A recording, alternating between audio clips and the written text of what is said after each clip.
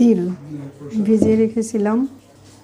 তিলটা আমি একদম সকালে ভিজিয়ে রেখেছিলাম, এবার ব্লেন্ড করে নেব। এটা ব্লেন্ড করে নিয়ে আসি।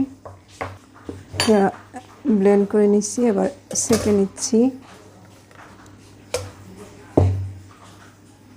একদম বাচ্চা থেকে বুড়ো সবার জন্য এই তিলের মিল্কটা খুবই জরুরি। প্রতিদিন তো সম্ভব হয় না, মাঝে মাঝে খাবেন, কারণ এটা হচ্ছে প্রাকৃতিক ক্যালসিয়ামের উৎস। আর ক্যালসিয়াম ওষুধ আসলে তো খাওয়া ঠিক নয়। যাই হোক, আমি তো ডাক্তার নই, কাজে এসব নিয়ে কথা না বলাই ভালো। এই মিল্কটা দিয়ে আমি 2 রকমের শরবত বানাবো।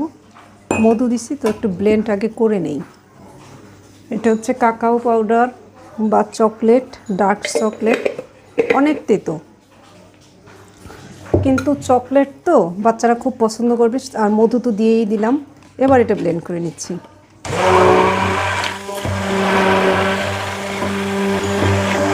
ফমি হয়ে গেছে, এটা দারুণ একটা মিল্কশেক। একটু ধুয়ে নিই।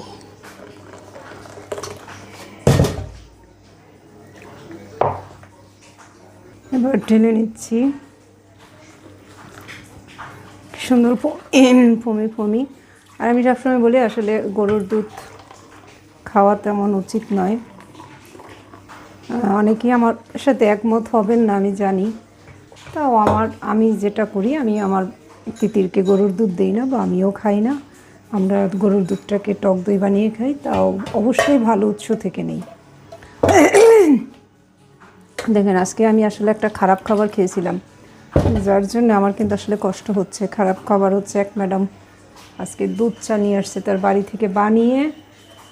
আমাদের স্কুলে তো হয় না এসব খারাপ খাবার, তো সে হচ্ছে খাওয়াবে। তো সেটা খেয়ে দেখেন আমার অবস্থা কিন্তু খারাপ হয়ে গেছে অলরেডি।